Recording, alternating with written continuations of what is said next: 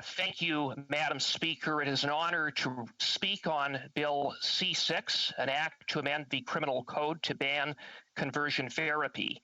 Let me say at the outset that conversion therapy is absurd, it is wrong, and it is harmful. And, Madam Speaker, conversion therapy should be banned. Individuals who perpetrate such harmful acts, who seek to coercively change someone's sexual orientation or sexual identity, should be held accountable to the fullest extent of the law under the penalty of the criminal code.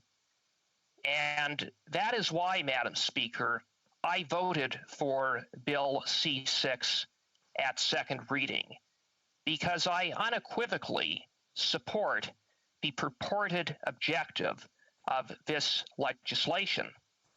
I did so notwithstanding the fact that I did have some concerns with the manner in which the bill was drafted.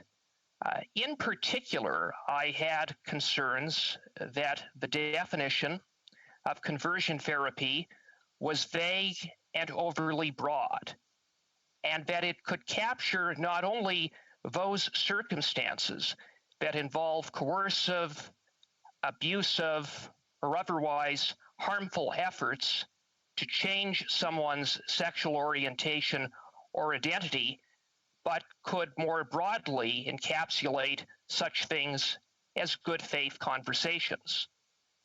Nonetheless, because I unequivocally support the purported objective of the bill, I was hopeful as a member of Justice Committee that we could come together at committee to study the bill in detail, to hear from a wide range of witnesses, and to bring forward appropriate amendments where necessary to get the definition right. Madam Speaker, it goes without saying that if we are to carve out a law in the criminal code to ban conversion therapy, it is absolutely imperative that we get the definition right. At committee, many of the concerns that I had with the way in which the bill had been drafted were expressed by a wide range of witnesses. Witnesses including members of the LGBTQ community, lawyers, medical professionals, and members of the clergy. Madam Speaker, more specifically with respect to the definition and some of the issues that arise therefrom, I would first of all note that in the bill, conversion therapy is defined as banning any practice, treatment, or service. Madam Speaker, these terms are not defined anywhere in the criminal code. And it should be noted that nowhere in the bill are these terms qualified in order to provide context in which the nature of the practice, treatment, or service for which they would apply. Although these terms are found in parts of the criminal code, they are not standalone terms as they are in Bill C-6. Now, it is true that the term treatment connotes a therapeutic context. However, practice or service could, without qualification, involve just about any activity. For example, practice could involve a good faith conversation. Service could involve a counseling session that is voluntary or a religious sermon. Madam Speaker, I was concerned, and witnesses were expressed concern about the lack of clarity with respect to those terms. But in addition to that, the definition as provided in Bill C-6 provides that It would ban any practice, treatment, or service designed to reduce sexual attraction or sexual behavior. Madam Speaker, that definition is clearly expansive. It goes beyond a clear and targeted definition. Without any qualification, it could arguably include counseling sessions or other supports provided on a voluntary basis by medical professionals and other professionals. It could arguably capture good faith conversations between persons struggling with their sexual identity, with medical professionals, parents, and other family members, religious leaders, and others. Madam Speaker, it is important to note that this definition of conversion therapy is not used by any professional body, not by the Canadian Psychiatric Association, not by the Canadian Psychological Association, or their American counterparts. So, in the face of that ambiguity, and that was supported by witness testimony, Conservatives sought to bring forward amendments to get the definition right. Now, the Minister of Justice and Minister for Diversity, Youth and Inclusion and other members of the government have repeatedly said that this bill does not target voluntary good faith conversations.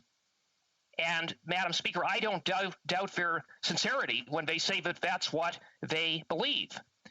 Consistent with that, the Department of Justice's website states the same. But what matters not is the minister's interpretation of the bill. What matters not is what is on the Department of Justice's website.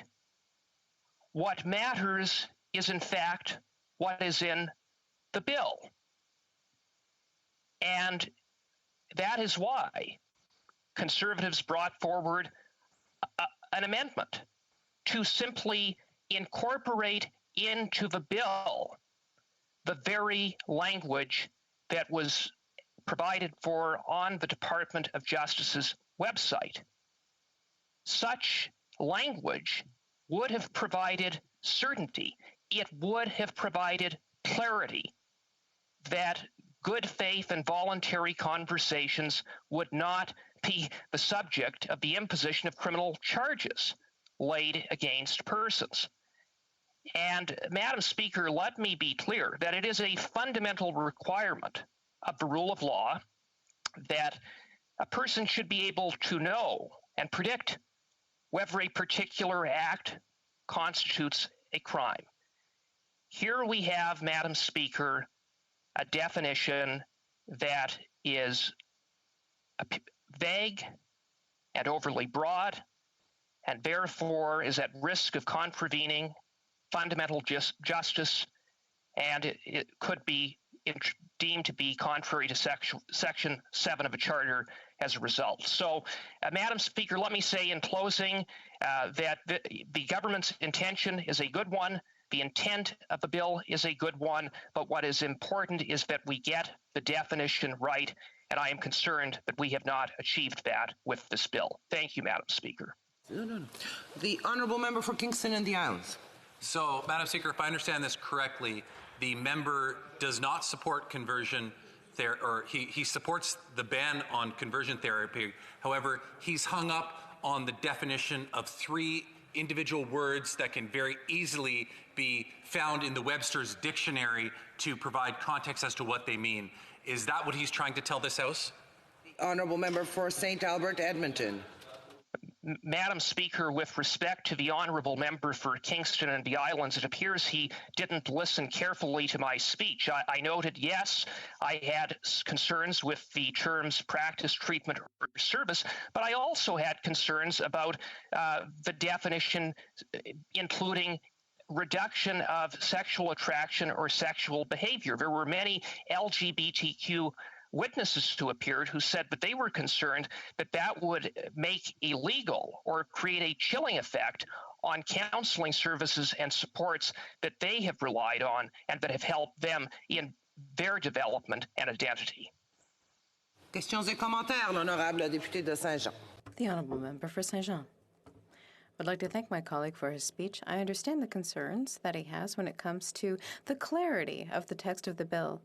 But is he not comforted to know that when judges will have to interpret this text to exclude conversations held in good faith, and there will be a certain context? Is that not reassuring? Albert Edmonton. Oh. Edmonton. Sorry, Madam Speaker. Thank you very much, and thank you to the member for St. John. I think it's absolutely essential that when we draft legislation, we ensure that it is targeted towards demonstrated harms. We should not wait for a judge to interpret it or hope that a judge interprets the law the way we would hope a judge to do in the face of vague and overly broad language on a matter that can involve 5 years behind bars upon conviction. Questions and comments. The honourable member for St. John's East. Thank you, Madam Speaker. And I hear the honourable member profess that he agrees that conversion therapy should be banned and banned criminally. Yet we have him concerning himself with the definitions about what counselling might mean when leading lawyers and people involved, the Canadian Association of Social Workers and others, have said that good faith conversations, good faith therapy sessions, rather counselling sessions, are not covered by this ban. So is the honourable member not just looking for an excuse to fail to pass this bill at third reading? The honourable member for St. Albert Edmonton. Madam Speaker, with respect to the member for St. John's East, I voted for this bill at second reading. I heard the testimony of witnesses at the Justice Committee in which there was significant concerns expressed, and we worked to include language to provide that clarity. I don't know why the government didn't support such language, because had such language been incorporated, I believe we could have this bill pass this place with unanimous support or something very close to it. It's unfortunate that that opportunity was missed. Questions and comments. Honorable député de Portneuf-Jacques-Cartier. The Honourable Member for Portneuf-Jacques-Cartier. Thank you, Madam Speaker. I'd like to thank my colleague for his speech. I would like to hear what he has to think about the concerns that I have. We agree with the principles of the bill. It's necessary to be more inclusive. However, we're dealing with an accelerated process, and the Liberals, as usual, are having to move quickly because they did not work well. Is it not necessary to better define the terms in the legislation to avoid having problems with interpretation when judges get involved? The honourable member.